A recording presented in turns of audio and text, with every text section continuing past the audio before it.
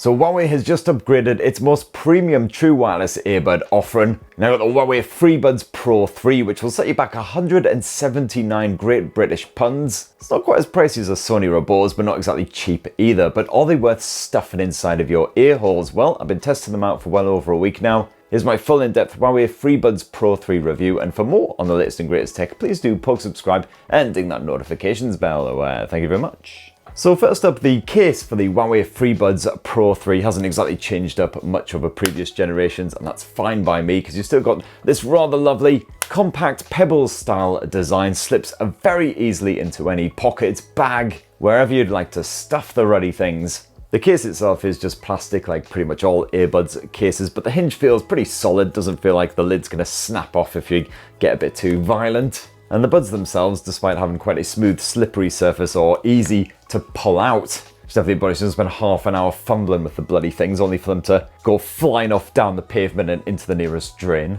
And these are the Silver Frost model of these buds. You can also grab the Freebuds Pro 3 in ceramic white or green.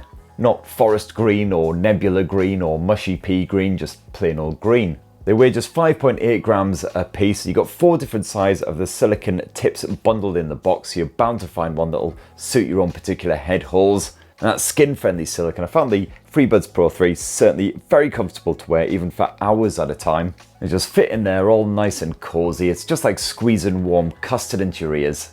Actually, no, it's nothing like that. I don't know why I said that. But despite being comfortable, they fit in there nice and securely as well, so no amount of running, jogging, jiggling, jumping up and down will dislodge them. So absolutely fine for wearing down the gym. And just to prove a point, wash test.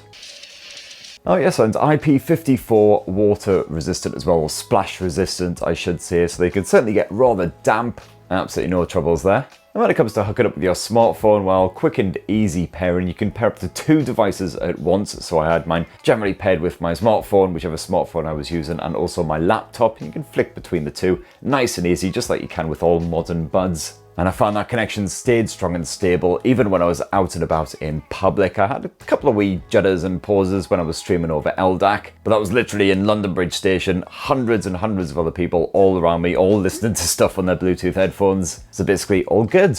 Now, one of the unfortunate ball aches of owning a Huawei device is it doesn't quite work the same way that others do. So for instance, when you want to download the app onto your smartphone, Huawei AI LIFE, you won't find this on the Google Play Store. You will have to download it via Huawei's website. But once you've done this, I find it works absolutely perfectly. Get synced up with the buds. You can quickly check on the battery life of the buds and also the case itself. You can quickly and easily organize which devices the buds are connected to. You can also meddle about with the noise cancellation, swap between the different modes on the fly, although you can also do that using the touch controls, more on that in a bit. You've got a selection of different audio presets. You can also prioritize sound quality using the likes of LDAC. Otherwise, the connection quality instead, so it then shunts down to the likes of SBC. As I say, even in London, I didn't really struggle much with that higher quality streaming, so that was all good.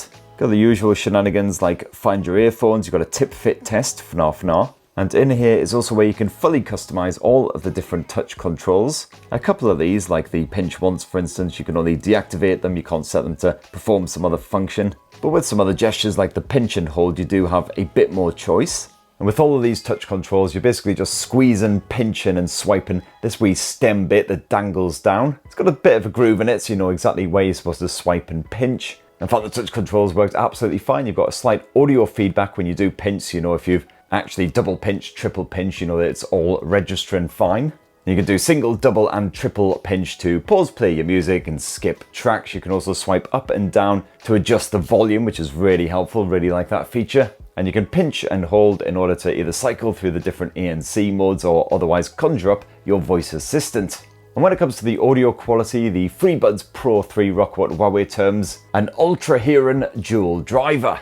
It's an 11mm dynamic driver. You've also got support for high-res audio wireless streaming as well as the likes of LDAC, AptX HD, etc. All the stuff you would hope for and expect to have at this sort of price. And the sound quality is certainly respectably good from the Freebuds Pro 3. I was happy enough with all of the different genres that I tested, from metal and rock to classical and more jazzy shenanigans. That said, I couldn't pick up on all of the finer details on more complex tracks, so if you are a true audiophile, you'll want to bung a bit more cash at a Bose or a Sony or something like that. You got a small selection of audio presets on here as well. I didn't notice a massive difference between most of them, but the bass boost certainly does its job. As for the noise cancellation tech, well, it's the suitably grandiose sounding Intelligent Dynamic ANC 3.0.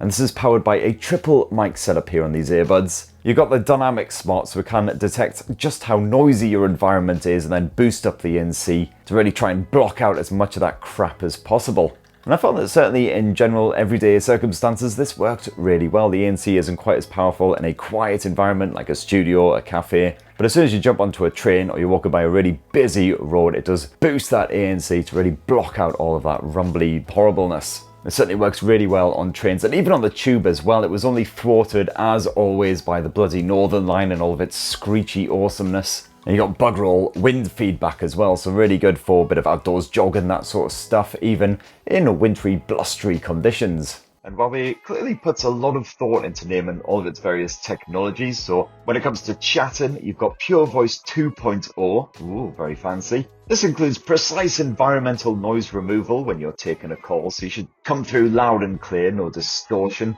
I'm recording this here right now in my quiet studio, but if we get a bit of background noise on the go.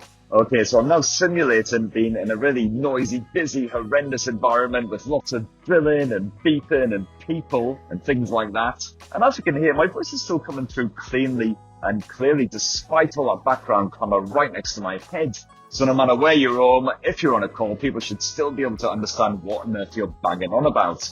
Now, the battery life here on the Huawei Buds Pro 3 also pretty damn solid. I found the power tended to drop around 14% per hour when I was using them with that active noise cancellation switched on. So that gives you just under 7 hours of full-on use before you need to whip them out of your lug holes and chuck them back inside of that lovely pebbly case. The buds charge up pretty quickly once you bung them in there, and you've also got support for wireless charging, so if you've got a phone with reverse wireless charging, just chuck them on the back and you'll get powered up again in not too much time. Otherwise, if you want to power up the case a bit quicker, you can just chuck a USB-C cable right in its bottom.